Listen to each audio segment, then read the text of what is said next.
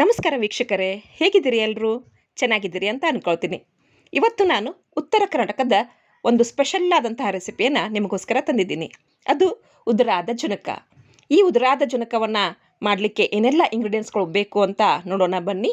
ಮೊದಲಿಗೆ ಹೆಚ್ಚಿ ಇಟ್ಕೊಂಡಂತಹ ದಪ್ಪ ಮೆಣಸಿನಕಾಯಿ, ನಾನು 2 ಮೆಣಸಿನಕಾಯಿನ ಹೆಚ್ಚಿಟ್ಕೊಂಡಿದ್ದೀನಿ. ಹಾಗೆ ಒಗ್ಗರಣೆಗೆ ಎಣ್ಣೆ ತುಂಬ ಬೇಕಾಗತ್ತೆ. ಹಾಗೆ ರುಚಿಗೆ ತಕ್ಕಷ್ಟು ಉಪ್ಪು, ಕರಿಬೇವು, ಕೊತ್ತಂಬರಿ, ಹಾಗೆ ಬೆಲ್ಲ, ಹುಣಸೆ ಹಣ್ಣಿನ ರಸ, ಜೀರಿಗೆ, ಸಾಸಿವೆ, ಅರಿಶಿನ ಪುಡಿ, ಹಾಗೆ ಹಸಿ ಕಡಲೆಬೇಳೆ ಹಿಟ್ಟು ಮತ್ತು ಹೆಚ್ಚಿ ಇಟ್ಕೊಂಡಂತಹ ಈರುಳ್ಳಿ ಮತ್ತು ಬೆಳ್ಳುಳ್ಳಿ. ಈ ಎಲ್ಲ ಇಂಗ್ರೀಡಿಯೆಂಟ್ಸ್ಗಳನ್ನ ಹಾಕಿಕೊಂಡು ನಾವು ಉದುರಾದ ಜುನಕವನ್ನು ಹೇಗೆ ಮಾಡೋದು ಅಂತ ನೋಡ್ಕೊಳ್ಳೋಣ ವೀಕ್ಷಕರೇ. ಈ ಒಂದು ಉದುರಾದ ಜುನಕವನ್ನು ಉತ್ತರ ಕರ್ನಾಟಕದ ಜನರು ಬುತ್ತಿಯನ್ನು ಕಟ್ಟಲಿಕ್ಕೆ ಬೇರೆ ಊರಿಗೆ, ಹಾಗೆಯೇ ಪ್ರವಾಸಕ್ಕೆ ಹೊರಟಾಗ ಇದು 4-5 ದಿನಗಳ ಕಾಲದವರೆಗೆ ತಡೆಯುತ್ತೆ ಅಂತ ಇದನ್ನು ಮಾಡಿಕೊಂಡು ಚಪಾತಿ ಜೊತೆಗೆ ಹಾಗೆ ರೊಟ್ಟಿಯ ಜೊತೆಗೆ ಒಳ್ಳೆಯ ಕಾಂಬಿನೇಷನ್ ಆಗುತ್ತೆ ಅಂತ ತೆಗೆದುಕೊಂಡು ಹೋಗ್ತಾರೆ. ಇವಾಗ ನೋಡೋಣ ಬನ್ನಿ ಇದನ್ನು ಹೇಗೆ ತಯಾರಿಸೋದು ಅಂತ. ಮೊದಲಿಗೆ ಒಂದು ಬಾಣಲೆಯಲ್ಲಿ ಎಣ್ಣೆಯನ್ನು ಕಾಯಲಿಕ್ಕೆ ಇಟ್ಟು, ಎಣ್ಣೆ ಕಾಯ್ದ ನಂತರದಲ್ಲಿ ಜೀರಿಗೆ, ಸಾಸಿವೆಯನ್ನು ಹಾಕಿಕೊಳ್ಳೋಣ. ಜೀರಿಗೆ, ಸಾಸಿವೆ ಹಾಕಿಕೊಂಡ ನಂತರದಲ್ಲಿ ಇದಕ್ಕೆ ನಾವು ಜಜ್ಜಿ ಇಟ್ಕೊಂಡಂತಹ ಬೆಳ್ಳುಳ್ಳಿಯನ್ನು ಹಾಗೆ ಕರಿಬೇವನ್ನು ಸೇರಿಸ್ಕೊಳ್ಳೋಣ. ಕೊತ್ತಂಬರಿ ಇದ್ದರೆ ತುಂಬಾ ಚೆನ್ನಾಗಿರುತ್ತೆ. ನನಗೆ ಕೊತ್ತಂಬರಿ ಅವೈಲೇಬಲ್ ಇಲ್ಲದ ಕಾರಣ ನಾನು ಹಾಕಿಲ್ಲ. ಇವಾಗ ನಾವು ಈ ಒಂದು ಒಗ್ಗರಣೆಗೆ ಈರುಳ್ಳಿಯನ್ನು ಬೆರೆಸ್ಕೊಳ್ಳೋಣ. ಈರುಳ್ಳಿಯನ್ನು ಚೆನ್ನಾಗಿ ಎಣ್ಣೆಯಲ್ಲಿ ಫ್ರೈ ಮಾಡ್ಕೊಳ್ಬೇಕಾಗತ್ತೆ. ಎಲ್ಲ ಒಗ್ಗರಣೆಯೂ ಕೂಡ ತುಂಬ ಚೆನ್ನಾಗಿ ಬೇಯಬೇಕಾಗತ್ತೆ. ಇವಾಗ ನಾವು ದಪ್ಪ ಮೆಣಸಿನಕಾಯಿನ ಇದಕ್ಕೆ ಸೇರಿಸ್ಕೊಳ್ಳೋಣ. ಈ ದಪ್ಪ ಮೆಣಸಿನಕಾಯಿ ಹಾಗೆ ಈರುಳ್ಳಿ ಎಣ್ಣೆಯಲ್ಲಿ ಚೆನ್ನಾಗಿ ಫ್ರೈ ಆಗಬೇಕು. ಇದು 4-5 ದಿನಗಳ ಕಾಲದವರೆಗೆ ಶೇಖರಣೆಯನ್ನು ಮಾಡಿ ಇಟ್ಕೊಳ್ಳುವಂತಹ ಪಲ್ಯ ಆಗಿರೋದ್ರಿಂದ ಇದಕ್ಕೆ ಒಗ್ಗರಣೆಗೆ ತುಂಬಾ ಎಣ್ಣೆ ಬೇಕಾಗತ್ತೆ. ಎಣ್ಣೆನಲ್ಲೇ ಈ ಒಂದು ಪಲ್ಯ ರೆಡಿ ಆಗುತ್ತೆ. ಎಣ್ಣೆ ಹಾಗೆ ಹುಣಸೆ ಹಣ್ಣಿನ ರಸ, ಉಪ್ಪು, ಬೆಲ್ಲ, ಖಾರದ ಮಿಶ್ರಣದಲ್ಲಿ ಈ ಒಂದು ಪಲ್ಯ ತುಂಬಾ ರುಚಿಕರವಾಗಿರುತ್ತೆ. ಇದಕ್ಕೆ ನಾವು ನೀರನ್ನು ಸೇರಿಸೋದಿಲ್ಲ. ಹೀಗೆ ಇದು ಚೆನ್ನಾಗಿ ಫ್ರೈ ಆಗಬೇಕಾಗತ್ತೆ. ಅಲ್ಲಿವರೆಗೂ ಇದನ್ನು ನಾವು ಮೃದುವಾಗೋವರೆಗೂ ಚೆನ್ನಾಗಿ ಬೇಯಿಸ್ಕೊಳ್ಬೇಕಾಗತ್ತೆ. ಇವಾಗ ಚೆನ್ನಾಗಿ ಬೆಂದಿದೆ ಅಂತ ಅನಿಸುತ್ತೆ. ಹೀಗೆ ಬೆಂದ ಒಂದು ದಪ್ಪ ಮೆಣಸಿನಕಾಯಿ ನಿಮಗೆ ಕಾಣಿಸ್ತಾ ಇದೆ ಅಲ್ವಾ? ಈ ರೀತಿ ಆಗಬೇಕಾಗತ್ತೆ ಇದು ಎಣ್ಣೆಯಲ್ಲಿ ಫ್ರೈ ಆದ ನಂತರದಲ್ಲಿ. ಇವಾಗ ಇದಕ್ಕೆ ನಾವು ಒಂದೊಂದೇ ಇಂಗ್ರೀಡಿಯೆಂಟ್ಸ್ನ ಸೇರಿಸ್ತಾ ಹೋಗೋಣ. ಇದಕ್ಕೆ ನಾವು ಇವಾಗ ಒಂದು ಸ್ವಲ್ಪ ಅರಿಶಿನವನ್ನು ಸೇರಿಸ್ಕೊಳ್ಳೋಣ.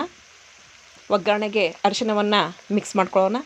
ಹಾಗೆಯೇ ಈ ಒಂದು ಪದಾರ್ಥಕ್ಕೆ ನಾವು ಬೆಲ್ಲವನ್ನು ಜಾಸ್ತಿ ಹಾಕಬೇಕಾಗತ್ತೆ. ಈ ಪಲ್ಯ ಹುಣಸೆ ಹಣ್ಣಿನ ರಸದಲ್ಲಿ ಜಾಸ್ತಿ ಆಗೋದ್ರಿಂದ ಇದಕ್ಕೆ ನಾವು ಬೆಲ್ಲವನ್ನು ಜಾಸ್ತಿ ಹಾಕಿಕೊಳ್ತೀವಿ. ಹಾಗೆ ರುಚಿಗೆ ತಕ್ಕಷ್ಟು ಉಪ್ಪನ್ನು ಸೇರಿಸ್ಕೊಳ್ಳೋಣ.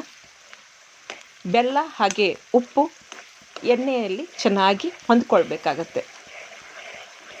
ಹೀಗೆ ಚೆನ್ನಾಗಿ ಕೈಯಾಡಿಸ್ತಾ ಈ ಒಂದು ಒಗ್ಗರಣೆಯ ಮಿಶ್ರಣವನ್ನು ನಾವು ರೆಡಿ ಮಾಡ್ಕೊಳ್ಬೇಕಾಗತ್ತೆ. ಇವಾಗ ನಾವು ಇದಕ್ಕೆ ಚೆನ್ನಾಗಿ ಫ್ರೈ ಆದ ನಂತರದಲ್ಲಿ, ಎಲ್ಲ ಒಗ್ಗರಣೆ ಸೇರಿದ ನಂತರದಲ್ಲಿ ಇದಕ್ಕೆ ನಾವು ಒಂದಿಷ್ಟು ಇಂಗನ್ನು ಸೇರಿಸ್ಕೊಳ್ಳೋಣ. ಇಂಗು ಸೇರಿಸಿದರೆ ಅಡುಗೆ ತುಂಬ ರುಚಿಕರವಾಗಿರುತ್ತೆ ಅಲ್ವಾ? ಸೊ ಹಾಗಾಗಿ ಇಂಗನ್ನು ನಾನು ಇವಾಗ ಸೇರಿಸ್ಕೊಳ್ತಾ ಇದ್ದೀನಿ.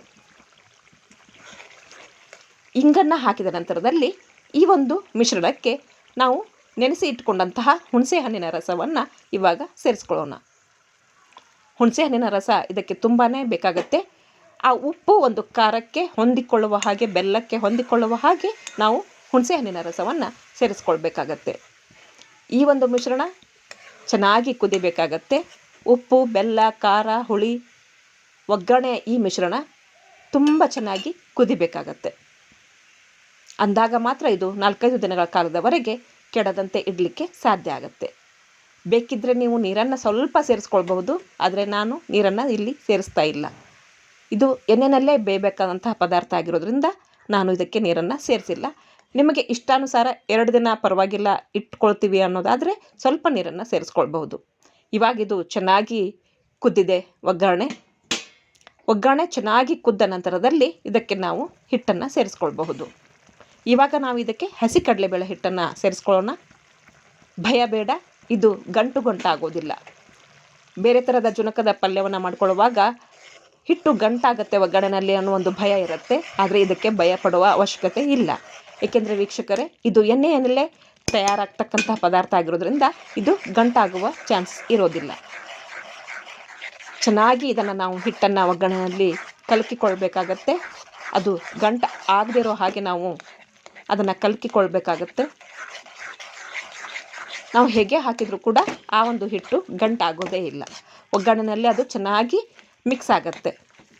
ಹೀಗೆ ಒಗ್ಗರಣೆಯಲ್ಲಿ ಚೆನ್ನಾಗಿ ಹಿಟ್ಟು ಮಿಕ್ಸ್ ಆಗೋವರೆಗೂ ನಾವು ಅದನ್ನು ಕಲಕಬೇಕಾಗತ್ತೆ, ಕೈ ಆಡಿಸ್ತಾ ಇರಬೇಕಾಗತ್ತೆ. ಈ ಒಂದು ಮಿಶ್ರಣ, ಹಸಿ ಕಡಲೆಬೇಳೆ ಹಿಟ್ಟಿನ ಮಿಶ್ರಣ ಯಾವುದೇ ಇರಲಿ, ಒಗ್ಗರಣೆ ಮಾಡುವಾಗ ಯಾವುದೇ ಒಂದು ಸಿಹಿ ಪದಾರ್ಥವನ್ನು ತಯಾರಿಸುವಾಗ ಹಸಿ ಕಡಲೆಬೇಳೆ ಹಿಟ್ಟು ಚೆನ್ನಾಗಿ ಬಂದಾಗ ಮಾತ್ರ ಆ ಒಂದು ಪದಾರ್ಥ ರುಚಿಕರವಾಗಿ ಬರಲಿಕ್ಕೆ ಸಾಧ್ಯ ಆಗುತ್ತೆ. ಅದು ತುಂಬ ದಿನಗಳ ಕಾಲದವರೆಗೆ ಇಡಲಿಕ್ಕೆ ಅದು ಅನುಕೂಲ ಆಗುತ್ತೆ. ಹಾಗಾಗಿ ಈ ಒಂದು ಹಸಿ ಕಡಲೆಬೇಳೆ ಹಿಟ್ಟು ಒಗ್ಗರಣೆಯಲ್ಲಿ ಚೆನ್ನಾಗಿ ಮಿಕ್ಸ್ ಆದ ನಂತರದಲ್ಲಿ ಈ ರೀತಿಯಾಗಿ ಹದಕ್ಕೆ ಬರುತ್ತೆ. ತುಂಬ ತೆಳುವೂ ಆಗಬಾರ್ದು, ತುಂಬ ಗಟ್ಟಿನೂ ಕೂಡ ಆಗಬಾರ್ದು.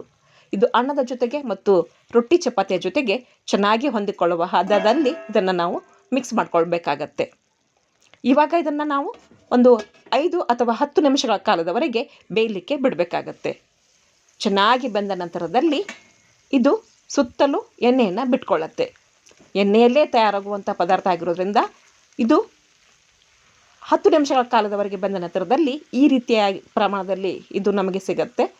ಸುತ್ತಲೂ ಕೂಡ ಅದು ಎಣ್ಣೆಯನ್ನು ಬಿಟ್ಟಾಗ ಇದು ಚೆನ್ನಾಗಿ ಬೆಂದಿದೆ ಅಂತ ಅರ್ಥ ಆಗುತ್ತೆ. ಸೊ ಈ ಒಂದು ಪಲ್ಯ 4-5 ದಿನಗಳ ಕಾಲದವರೆಗೆ ಶೇಖರಣೆಯನ್ನು ಮಾಡಿಟ್ಕೊಳ್ಳಿಕ್ಕೆ ಇವಾಗ ರೆಡಿಯಾಗಿದೆ. ಇದು ಆರಿದ ನಂತರದಲ್ಲಿ ತುಂಬಾ ಉದುರುದುರಾಗಿ ಸಿಗುತ್ತೆ. ಬಿಸಿಯಾದ ಚಪಾತಿಯ ಜೊತೆಗೆ ಹಾಗೆ ಬಿಸಿ ಬಿಸಿಯಾದ ಜೋಳದ ರೊಟ್ಟಿಯ ಜೊತೆಗೆ ಈ ಒಂದು ಕಾಂಬಿನೇಷನ್ ತುಂಬಾ ಚೆನ್ನಾಗಿರುತ್ತೆ. ಪ್ರವಾಸಕ್ಕೆ ಹೊರಡುವಾಗ ಇಲ್ಲಿಯ ಜನರು ತುಂಬಾ ಇಷ್ಟಪಟ್ಟು ಒಯ್ಯುವಂತಹ ಇದು ಪಲ್ಯ ಆಗಿದೆ. ಜೋಳದ ರೊಟ್ಟಿಯ ಜೊತೆಗೆ ಹಾಗೆ ಬಿಸಿ ಚಪಾತಿಯ ಜೊತೆಗೆ ಈ ಒಂದು ಪಲ್ಯ ಇದ್ದರೆ ಮತ್ತೆ ಬೇರೆ ಏನೂ ಬೇಕಾಗೋದಿಲ್ಲ. ಉತ್ತರ ಕರ್ನಾಟಕದ ಭಾಗದ ಜನರು ಬುತ್ತಿಯನ್ನು ಕಟ್ಟಲಿಕ್ಕೆ ಈ ಒಂದು ಪದಾರ್ಥ ಪಲ್ಯವನ್ನು ತಯಾರಿಸ್ಕೊಳ್ತಾರೆ. ಇವಾಗ ಆರಿದ ನಂತರದಲ್ಲಿ ಈ ಒಂದು ಪಲ್ಯ ಈ ರೀತಿಯಾಗಿ ರೆಡಿಯಾಗಿದೆ. ಇದರ ಜೊತೆಗೆ ಕೊಬ್ಬರಿ ಚಟ್ನಿ, ಕೆಂಪು ಖಾರ, ಹಾಗೆ ಈರುಳ್ಳಿ ಮತ್ತು ಟೊಮೆಟೊ ಚಟ್ನಿ, ಹಾಗೆ ಗುರಳ್ ಪುಡಿ ಅಂತೀವಿ, ನೀವು ಆ ಕಡೆ ಹುಚ್ಚಳ ಚಟ್ನಿ ಅಂತೀರಿ, ಮೊಸರು, ಜೋಳದ ರೊಟ್ಟಿ ಹಾಗೆ ಈರುಳ್ಳಿಯ ಜೊತೆಗೆ ಈ ಉದುರಾದ ಜುನಕ ಇದ್ದರೆ ಆಹಾ, ಸವಿದವನೇ ಬಲ್ಲ ಅದರ ರುಚಿಯನ್ನು, ಹೇಳತೀರದು. ಸೊ ನೀವು ಒಂದ್ಸಲ ಈ ಒಂದು ಪಲ್ಯವನ್ನು ಟ್ರೈ ಮಾಡಿ ನೋಡಿ, ತುಂಬಾ ರುಚಿಕರವಾಗಿರುತ್ತೆ. Thank you so much for watching.